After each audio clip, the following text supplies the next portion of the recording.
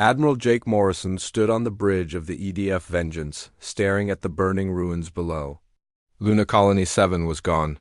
Where families had lived and worked just hours ago, now only twisted metal and fire remained. The Zephyrian attack had been swift and brutal, leaving no survivors. "Admiral, final casualty report is ready," Captain Lisa Brooks said, her voice tight with anger. She handed him the datapad with trembling hands. 812 confirmed dead. That includes 63 children under the age of 10. Jake's jaw tightened as he read the numbers. This was the third unprovoked attack by the Zephyrians in 6 months. Each time they had targeted civilian settlements. Each time the galactic community had done nothing but offer empty words of sympathy. "Sir, we're receiving a transmission." From Earth, Lieutenant Tony Garcia announced from the communications station. "It's President Hayes, Priority 1. "Put him through," Jake ordered. The main screen flickered to life, showing President Richard Hayes in the Emergency Command Center, deep beneath Washington. The man looked tired, older than his 55 years. The weight of leading humanity through these dark times was clearly wearing on him. "Admiral Morrison, I need you to return to Earth immediately. We're calling an emergency session of the United Earth Council. This cannot continue." "Understood, Mr. President. What about the investigation here?" "Captain Brooks can handle that. I need you here for what comes next." Jake nodded, understanding the gravity in the President's tone. "We'll be there in 12 hours. The journey back to Earth was quiet. Jake stood in his private quarters looking out at the stars. Somewhere out there, the Zephyrians were probably celebrating their latest victory. They saw humans as nothing more than insects to be crushed whenever they felt like it. His thoughts were interrupted by a soft knock. "Come in." Captain Brooks entered, still carrying the investigation files. "Admiral, you need to see this. The attack wasn't random. They specifically targeted the nursery schools and the medical center first." Jake's blood ran cold. They wanted to kill the children. "Yes, sir, and there's more. We found evidence that they're planning something bigger. Our intelligence suggests they're gathering their fleets for a major operation." When they reached Earth, Jake was immediately transported to the emergency command center. The room was filled with the most powerful people in human space. President Hayes sat at the head of the table, flanked by the 5 other members of the United Earth Council. "Admiral Morrison, thank you for coming so quickly," President Hayes began. "I've called this emergency session because we face a choice. That will determine the future of our species." Ambassador Nicole Grant, Earth's representative to the Galactic Senate, spoke next. Her usually calm demeanor was replaced by barely controlled fury. "I've just returned from the Galactic Senate. They've dismissed our petition for justice once again." The Zephyrian representative actually laughed when I mentioned the Luna Colony massacre. "Laughed?" Council member David Parker asked, his voice rising. He said, and I quote, "Primitive species like humans should be grateful we allow them to exist at all." Nicole's hands were clenched into fists. The other representatives found it amusing. "They see us as a joke." General Patricia Lee, head of Earth's military forces, leaned forward. "Mr. President, we've been patient. We've tried diplomacy. We've followed every galactic law and procedure. They're treating us like animals. What are our options?" President Hayes asked. "We can continue to file protests that will be ignored," Nicole said bitterly. "We can relocate our colonies to try to avoid them, or ... Or we can show them that humanity is not to be underestimated," Jake finished. The room fell silent. Everyone knew what that meant.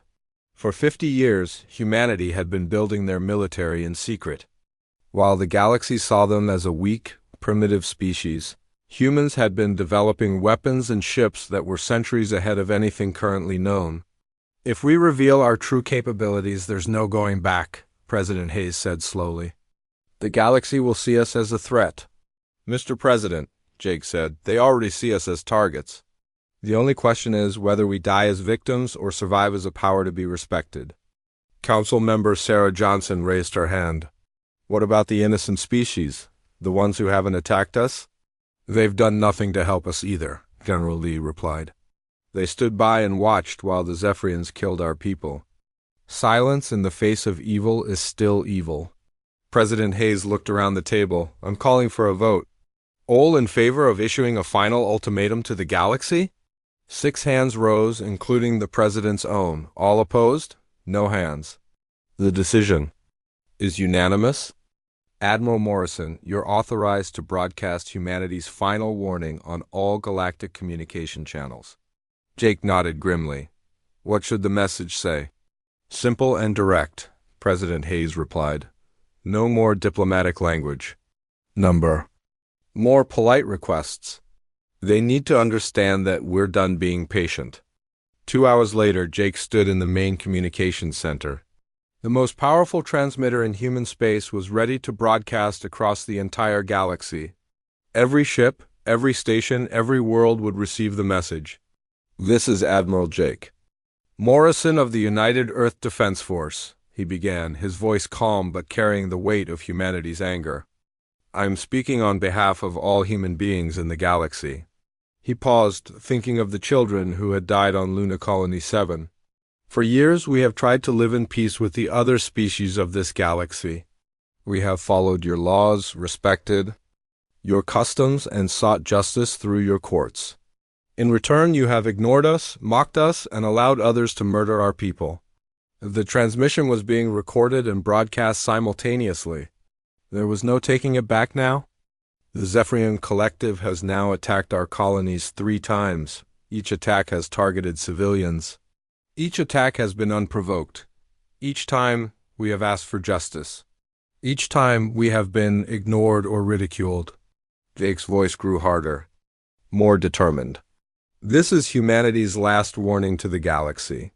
Strike against Earth or her colonies again and face complete annihilation. We will not ask for justice again. We will deliver it ourselves.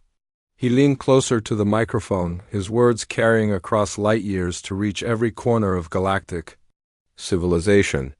To the Zephyrians who think we are weak, you are wrong. To the Galactic Senate who think we are primitive, you are wrong. To every species that has stood by while our people were murdered, you are wrong. The silence in the communications center was absolute. Everyone understood the magnitude of what was happening. We are not the helpless species you believe us to. B. We are not the primitive civilization you mock. We are human, and we will not be pushed around any longer. Jake straightened, his final words carrying the weight of humanity's determination. This is your only warning. Choose wisely. The transmission ended, leaving the galaxy to digest humanity's ultimatum. Within hours, the responses began pouring in. Some species expressed shock at humanity's aggressive tone. Others dismissed it as desperate bluffing from a dying race. The Zephyrians, emboldened by what they saw as human desperation, began gathering their fleets for what they planned to be the final assault on Earth itself. They would show the galaxy what happened to primitive species who dared to threaten their betters. In the depths of space, hidden manufacturing facilities across the solar system began to hum with activity. Humanity's secret was about to be revealed, and the galaxy was about to learn that some warnings should never be ignored. The die was cast. Earth had issued its final ultimatum. Now they would see if the galaxy was wise enough to listen or foolish enough to test humanity's resolve. The answer would come soon enough. 3 weeks had passed since Admiral Jake Morrison's warning echoed across the galaxy. The response from the galactic community was exactly what humanity had expected: laughter, mockery, complete dismissal of what they saw as desperate threats. From a dying species. Captain Ben Taylor sat in the intelligence center deep beneath Earth's surface, monitoring alien communications. His team had been working around the clock, intercepting messages from across the galaxy. What they had discovered made his blood run cold. Admiral Morrison, you need to see this immediately, Ben said into his secure communicator. Jake arrived within minutes, still wearing his dress uniform from a meeting with the United Earth Council.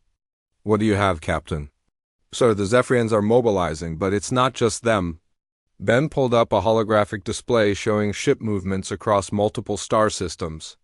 They've formed an alliance. The display showed thousands of red dots moving through space, all converging on one location. Earth solar system, how many ships? Jake asked, though he dreaded the answer. 1,200 Zephyrian warships, sir. But that's not the worst part. Ben manipulated the display, showing different colored dots. The Kralix swarm has joined them. 800 ships. And the Nexus Collective has pledged another 400. Jake stared at the display in silence. 2,400 enemy ships. It was the largest military force ever assembled against a single world in galactic history. There's more, sir. Ben's voice was grim. We intercepted their battle plans. They're not just planning to attack Earth, they want to make an example of us. Complete extermination of the human race. The holographic display shifted, showing detailed schematics of Zephyrian planet cracker weapons. These weren't just warships. They were designed to turn entire worlds into asteroid fields. They're broadcasting it, sir, Ben continued. They want the whole galaxy to watch. They're calling it the final solution to the human problem. Jake felt a cold rage building in his chest. How long do we have? 3 days, sir. Maybe 4 if they encounter delays. Lieutenant Commander Amy Rodriguez entered the intelligence center, carrying a stack of data pads. Her face was pale, and her hands were shaking slightly. Admiral, we've decoded more of their communications. The Zephyrians are planning to take prisoners, human prisoners. She paused, struggling to continue. They want to use survivors as slaves in their labor camps. They're specifically targeting children and young adults. Jake closed his eyes, thinking of the children who had died on Luna Colony 7. Now the aliens wanted to enslave the ones who might survive their assault. What's the public response been like? Jake asked. Mixed, sir, Amy replied. Some species are expressing concern about the scale of the attack, but most are treating it like entertainment. They've placed bets on how long Earth will last. Bets? Jake's voice was dangerously quiet. Yes, sir. The current odds are that Earth will fall within 6 hours of the attack beginning. Some are betting it will be less than 2 hours. Jake turned to Ben. What about our defense fleet? How does it look to outside observers? Exactly as planned, sir. We have 200 ships in Earth orbit. All of them appear to be outdated by galactic standards. To anyone watching, we look desperate and outgunned. That was exactly what humanity wanted them to think. For 50 years, Earth had been playing a careful game. They had allowed the galaxy to see only their oldest, most primitive technology. Meanwhile, in hidden facilities across the solar system, humanity had been building something the galaxy had never seen before. Dr. Helen Parker, Earth's chief military scientist, arrived at the intelligence center with her own team of researchers. At 62, she was the brilliant mind behind humanity's secret weapons program. Admiral, we're ready, she said simply. All manufacturing facilities are online. All ships are in position. We're just waiting for your order. Jake looked around the room at the people who had dedicated their lives to protecting humanity.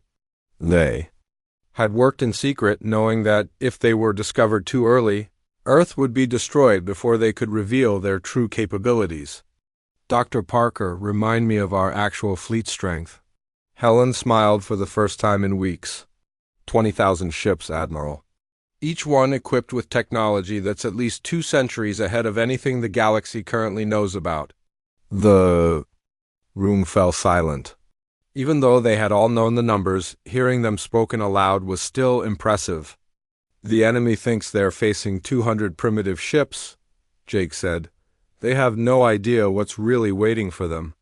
Sir, Ben interrupted, we're receiving a transmission from the Zephyrian fleet. They're broadcasting on all frequencies. They want the galaxy to hear this. Put it through.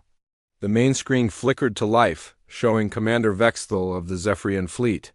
The alien's insectoid features were twisted into what passed for a smile among his species. People of the galaxy, Vexthal began, his voice carrying across space to every listening world. Today you will witness the end of the human infestation. These primitive creatures dared to threaten their betters. Now they will pay the price.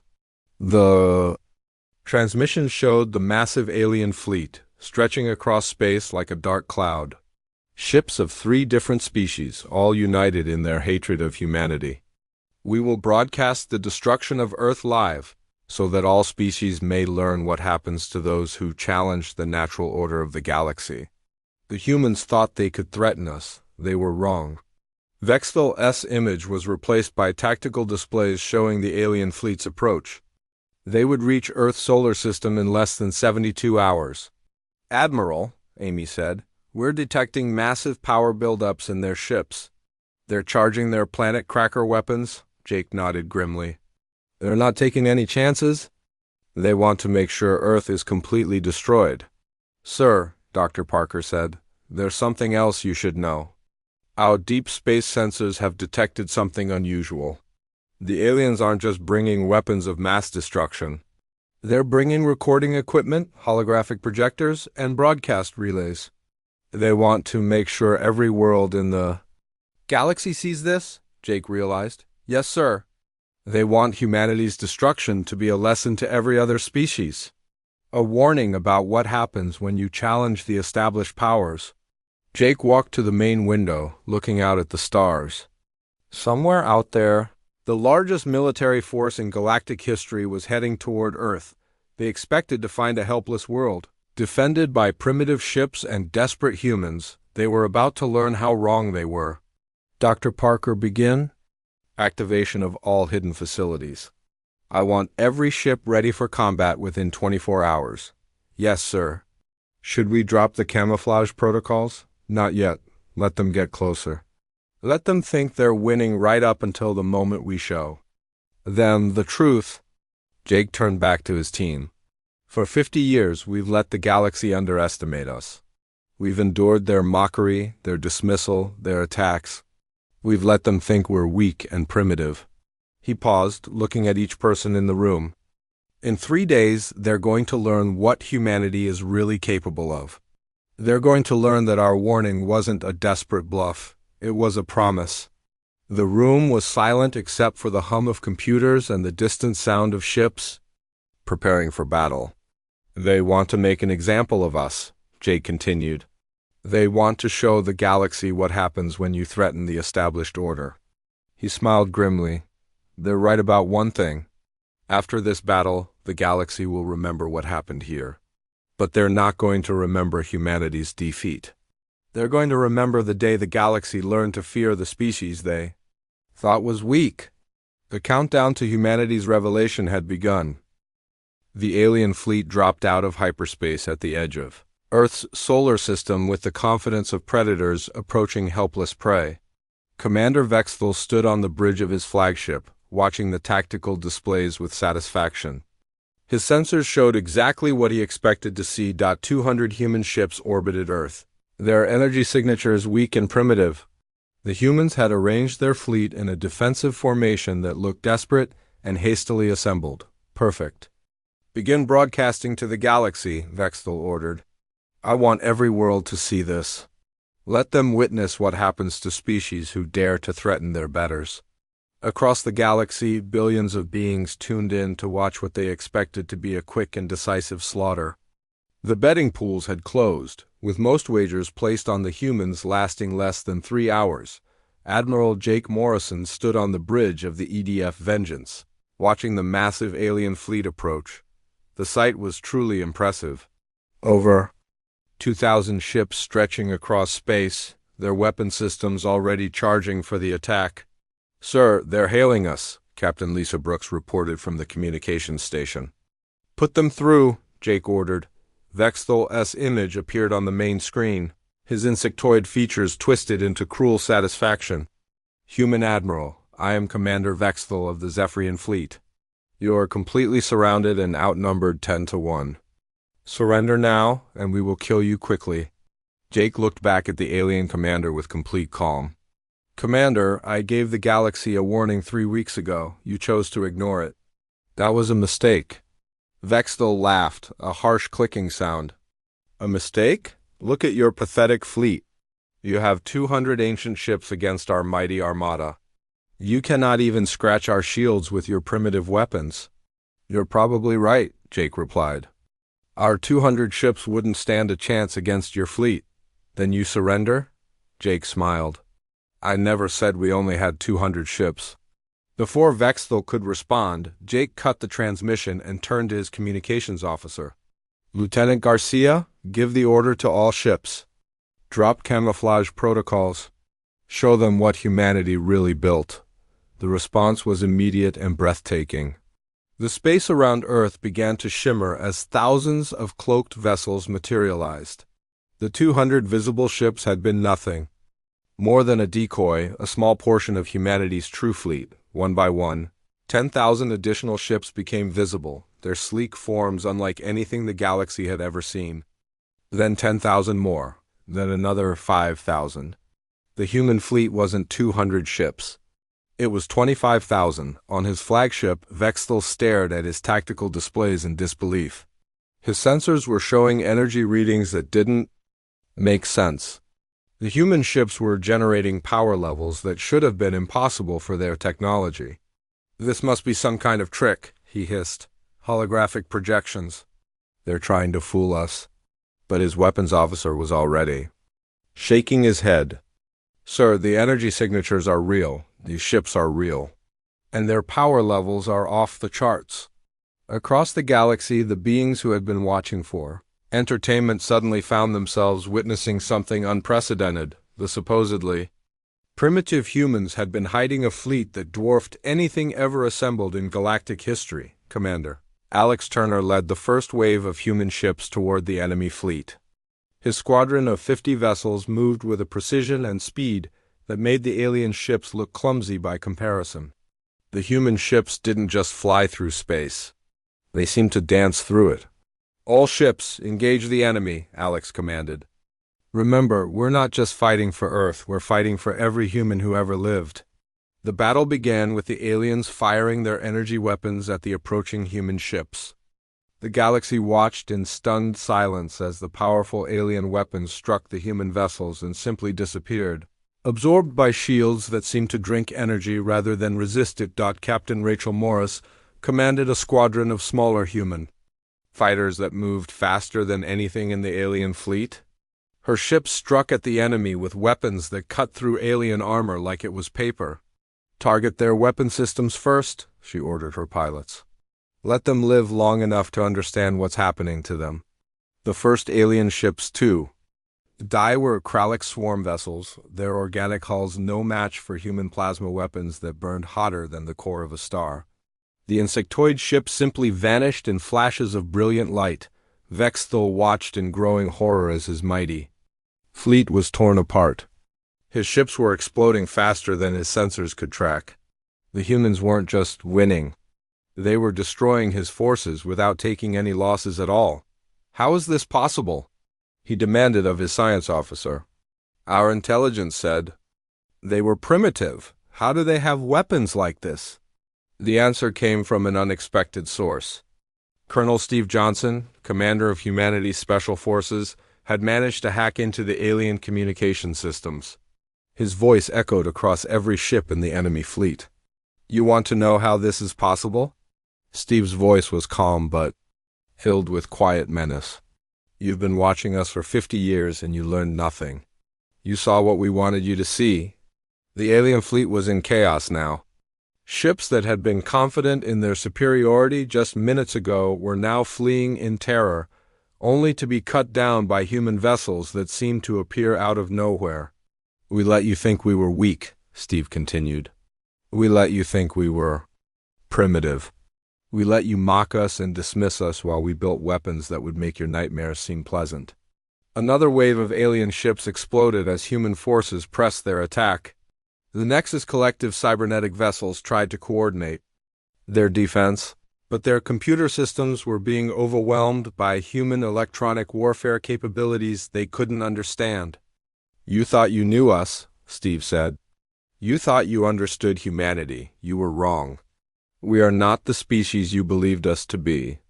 On Earth, Dr. Helen Parker watched the battle from the command center, her life's work finally being revealed to the galaxy.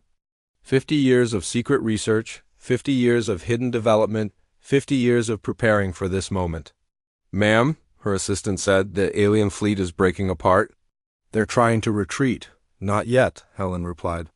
They need to understand the lesson completely.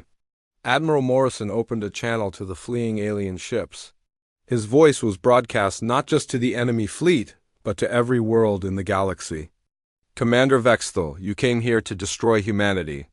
You came here to broadcast our destruction as entertainment for the galaxy. You came here to show everyone what happens when primitive species challenge their betters. The space around Earth was now filled with the wreckage of alien ships. Of the original 2,400 vessels, less than 300 remained, and they were fleeing as fast as their engines could carry them. You were right about one thing, Morrison continued. Today, the galaxy will learn what happens when you challenge a superior force. But the lesson isn't the one you intended to teach. The few surviving alien ships were now at the edge of the solar system, their crews desperate to escape. But the human ships followed them, not to destroy them, but to make sure they carried the message back to their worlds. You will return to your people, Morrison said. You will tell them what you saw here. You will tell them that humanity gave the galaxy a warning, and that warning was ignored. The last of the alien ships jumped to hyperspace, carrying news of their devastating defeat back to their home worlds. But the galaxy had already seen enough. The live broadcast that was supposed to show humanity's destruction had instead shown the birth of a new galactic superpower. This is Admiral Jake Morrison of the United Earth Defense Force, Jake announced to the galaxy. 3 weeks ago, we warned you that striking against humanity would result in your annihilation. Today, you learn that we meant every word. The transmission ended, leaving the galaxy in stunned silence. The species that had been dismissed as primitive had just destroyed the largest military force in galactic history. The balance of power had shifted forever. Humanity was no longer the weak species to be ignored or mocked. They were the new apex predator, and the galaxy was about to learn what that meant. The news of humanity's devastating victory spread across the galaxy faster than any ship could travel. Within hours of the battle's end, every major world had received the recordings. The same broadcast that was meant to show humanity's destruction instead showed the birth of the galaxy's newest and most terrifying military power. Ambassador Nicole Grant sat in her office on Earth, watching the flood of incoming communications. Her desk was covered with urgent messages from alien governments that had spent years ignoring or mocking human diplomatic efforts. Now those same governments were desperate to talk. Ma'am, we have another priority transmission, her assistant Gary Thompson said as he entered with yet another stack of communication requests. This one is from the Altarian Republic. They're requesting immediate peace negotiations. Nicole looked at the message with cold satisfaction. Just last month, the Altarian representative had publicly called humans a failed evolutionary experiment. Now they were begging for mercy. What about the others? She asked. The Centauri Federation has offered full reparations for their past. Support of Zephyrian attacks. The Vegan Confederacy wants to establish a formal alliance. Even the isolationist Rigel Collective has sent peace overtures. Gary paused, consulting his notes. Ma'am, in the past 6 hours, we've received formal apologies from 47 different species. Many are offering tribute payments. Nicole stood and walked to her office window, looking out at the bustling streets of Geneva below. Human life was continuing as normal, but she knew that everything had changed. The galaxy would never see humanity the same way again. Schedule meetings with the Altarians and the Centaurians, she decided. As for the others, tell them we'll consider their requests in order of how much support they gave to our enemies. Meanwhile, in a heavily fortified command bunker on the Dominion homeworld of Zarian Prime, Emperor Zargon was having a very different reaction to the news. The massive reptilian ruler slammed his armored fist on the conference table, cracking the reinforced metal. This cannot be allowed to stand, he roared at his assembled generals. For 3,000 years, the Dominion has been the supreme military power in this galaxy. I will not allow some upstart species to challenge our authority. General Korvax, his chief military advisor, shifted nervously. Your Majesty, perhaps. We should reconsider. The humans destroyed 2,400 ships without losing a single vessel. Their technology appears to be centuries ahead of ours. Impossible, the Emperor snarled. No species advances that quickly. This must be some kind of trick, stolen technology perhaps, or alien allies they're hiding. But Korvax had seen the battle recordings just like everyone else. The human ships moved with impossible speed and precision. Their weapons cut through the most advanced armor in the galaxy like it was tissue paper. Their shields absorbed energy attacks that should have vaporized any known vessel. Sir, our intelligence networks have gone dark, Admiral Nexer reported from across the table. The humans have somehow compromised our spy networks across 50 worlds. They know we're planning a response. Emperor Zarganes' yellow eyes narrowed. Then we move quickly. Send orders to all our client species. I want every ship they have ready for combat within 1 month. On Earth, General Patricia Lee was already aware of the Dominion's preparations. Captain Danny Clark had returned from a reconnaissance mission with troubling news about enemy fleet movements. General, they're not just mobilizing their own forces, Danny reported. They've called in favors from across the galaxy. The Hegemony Alliance, the warrior clans, even some of the neutral trading worlds. They're promising them all a share of human technology after they defeat us. Patricia studied the holographic display showing enemy ship concentrations. How many are we looking at? Best estimate is over 1 million ships, ma'am. They're calling it the Grand Alliance for Galactic Order. 30 different species have pledged ships and resources. Patricia whistled softly. Even with humanity's advanced technology, those were sobering numbers. What about our allies? The Altarian Republic has formally pledged their fleet to our cause. The Centauri Federation is still deciding, but they're leaning toward supporting us. The smaller species that were oppressed by the Dominion are starting to see us as their chance for freedom.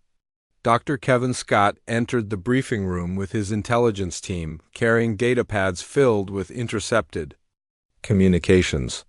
General, we've decoded more of the Dominion's plans. They're not just preparing for war.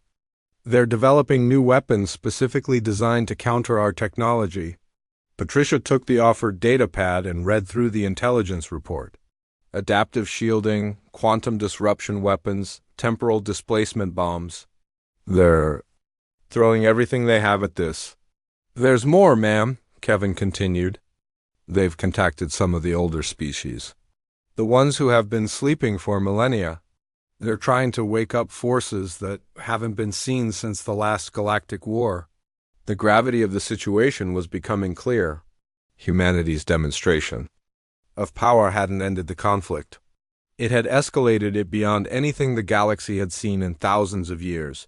President Richard Hayes called another emergency session of the United Earth Council. The same room where they had decided to issue their ultimatum now faced the consequences of that decision. Ladies and gentlemen, President Hayes began, our warning has been delivered and our strength has been demonstrated. But instead of bringing peace, it has divided the galaxy into 2 camps. Those who seek our friendship and those who seek our destruction. Admiral Morrison stood to address the council. Mr. President, our intelligence suggests that the Dominion is planning an attack that will make the Zephyrian assault look like a minor skirmish. They're gathering the largest military force in galactic history. Council member David Parker raised his hand. Admiral, do we have any idea when they plan to attack? Our best estimate is 6 to 8 weeks, sir. They need time to coordinate that many different species and ship types. But when they come, it will be with overwhelming force. Ambassador, Grant spoke up from her position at the table. Mr. President, we're receiving reports that some species are choosing sides not based on their feelings about humanity, but based on their fear of the Dominion.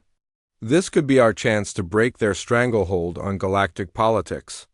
Explain, President Hayes requested. For centuries, smaller species have been forced to bow to Dominion authority.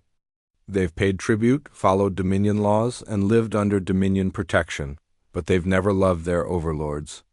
If we can prove that we're strong enough to stand against the Dominion, these species might rally to our cause. General, Lee nodded in agreement. Our analysts believe that up to 60% of the galaxy's population lives under some form of Dominion control. If even half of them joined us, we would have the numbers to match their military force. President Hayes considered this carefully.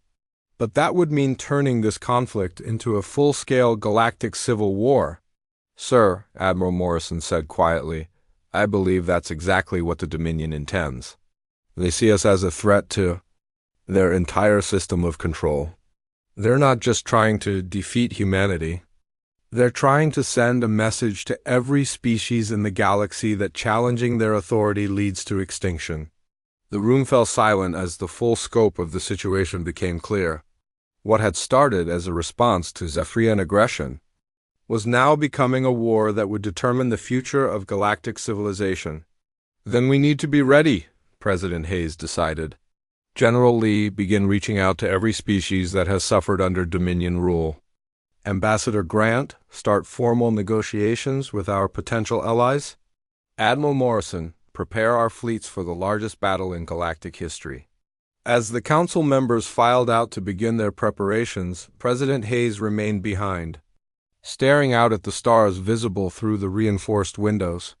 Somewhere out there, the galaxy was choosing sides for a war that would reshape the balance of power forever. Humanity had wanted peace. They had asked for justice. They had been ignored and mocked and attacked. Now they would have to fight for their right to exist among the stars. The galaxy had forced this choice upon them. Now everyone would live with the consequences. The war began not with a single massive battle, but with 50 simultaneous attacks across human space. Emperor Zargon had learned from the Zephyrian defeat. Instead of concentrating his forces against Earth, he spread them out to strike at every human colony at once. Admiral Jake Morrison stood in the main command center on Earth, watching red alerts flash across dozens of star charts. The Dominion strategy was clear. They wanted to overwhelm humanity's defenses through sheer numbers and force them to spread their fleet too thin. Admiral, we're receiving distress calls from New Boston, Harmony Station, and the mining colonies in the Vega system, Captain Lisa. Brooks reported, the attacks are coordinated. They hit all our outer settlements within the same hour. Jake studied the tactical displays, his mind racing through possibilities. The enemy had over 1 million ships spread across their alliance. Even with humanity's superior technology, they couldn't be everywhere at once. What about our allies? He asked. The Altarian Republic has committed their entire fleet to defend the Proxima colonies. General Patricia Lee responded from her position at the strategy table. The Centauri Federation is moving to protect our supply lines through their territory, but we're still outnumbered 20-1 overall.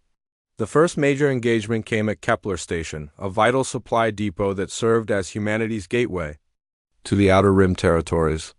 Captain Maria Santos commanded the Human Defense Force there. Just 200 ships against a Dominion assault fleet of 4,000. All ships, this is Captain Santos, Maria broadcast to her fleet as the enemy approached. Remember, we're not just defending a station. We're defending the principle that no species should bow to tyrants. The battle was fierce and brutal. Dominion ships, equipped with their new adaptive shielding, proved more resilient than the Zephyrians had been. But human tactics were as advanced as their technology. Maria's forces used hit-and-run attacks, striking fast and disappearing before the enemy could respond effectively. Target their command ships first, Maria ordered her squadron leaders. Break their coordination and the rest will follow. The human ships moved like dancers through space, their superior speed and maneuverability allowing them to strike where the enemy was weakest. One by one, Dominion command vessels exploded in brilliant flashes of light, leaving their fleets confused and disorganized, but the real test came when the Dominion revealed their secret weapon. On the remote world of New Geneva, home to 2 million human colonists, Emperor Zargon deployed planet-killer weapons that could crack worlds apart from the inside. Major Carl Johnson led the ground defense of New Geneva when the Dominion forces landed. His troops were outnumbered 100-1, but they had something the aliens didn't expect. Human military doctrine had evolved beyond just superior ships and weapons. Sir, we can't hold the spaceport much longer, Sergeant Linda Walsh reported as alien forces pressed their attack. They're using some kind of new energy weapons that are getting through our personal shields. Carl looked at the tactical situation and made a decision that would change the course of the war. Fall back to the tunnels. We're going underground. The human colonists had spent years building an extensive tunnel system beneath their cities, originally designed for mining operations. Now those tunnels became the foundation for a new kind of warfare that the aliens couldn't understand. They think like conquerors, Carl explained to his officers as they regrouped in the underground command center. They want to take our cities intact so they can use them. We're going to make that impossible. Human forces began striking from the tunnels, hitting alien positions and disappearing before reinforcements could arrive. The Dominion troops, trained for conventional warfare, found themselves fighting an enemy they couldn't see or predict. Meanwhile, in space above New Geneva, Commander Frank Davis received the most difficult order of his career. The Dominion was preparing to activate their planet cracker weapons. Earth's leadership had authorized him to use humanity's most devastating capability. To stop them. Sir, are you certain about this? Frank's weapons officer asked as they prepared to target the Dominion fleet's staging area in the nearby asteroid belt. They left us no choice, Frank replied grimly. If we don't stop them here, 2 million people die. The human fleet activated weapons that had never been used in combat before. Stellar manipulation technology that could cause stars to nova on command. It was humanity's ultimate deterrent, and now the galaxy would see what it could do. The demonstration wasn't aimed at an inhabited system. Instead, Frank targeted an old, dying star in an empty system 3 light years away. The weapon fired, and within minutes, the star began to collapse. Then it exploded in a supernova that could be seen from dozens of nearby worlds. The effect on the Dominion forces was immediate. Ships that had been pressing their attack suddenly stopped. Communications channels filled with panicked voices as alien commanders realized what they had just witnessed. "This is Commander Frank Davis of the Earth Defense Force," Frank broadcast. "To the enemy fleet. What you just saw was a demonstration.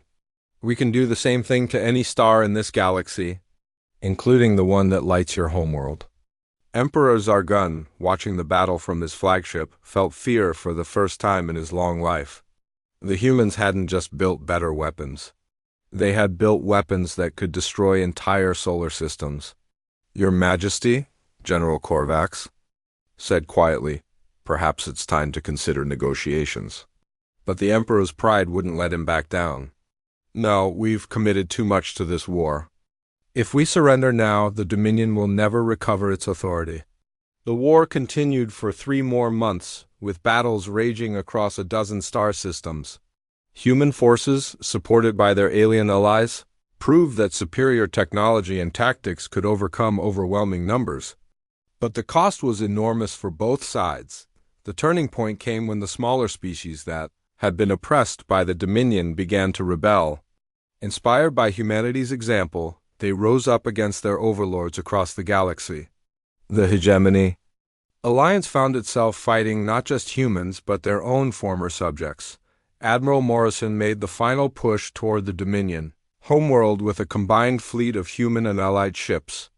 The battle for Zarium Prime lasted for 2 weeks, with both sides throwing everything they had into the fight. In the end, it wasn't superior firepower that won the war. It was the sight of Dominion civilians cheering as human ships entered their system. Even the Emperor's own people had grown tired of his endless wars and brutal rule. Emperor Zargun agreed to surrender only when his own generals refused to follow his orders. The war ended not with the destruction of the Dominion, but with its transformation into something the galaxy had never seen before. Ambassador Nicole Grant stood before the new Galactic Senate, now headquartered on Earth rather than the old Dominion capital. Representatives from over 300 species filled the Great Chamber, many of them free for the first time in centuries. "Today we establish a new order in this galaxy," Nicole announced to the assembled delegates.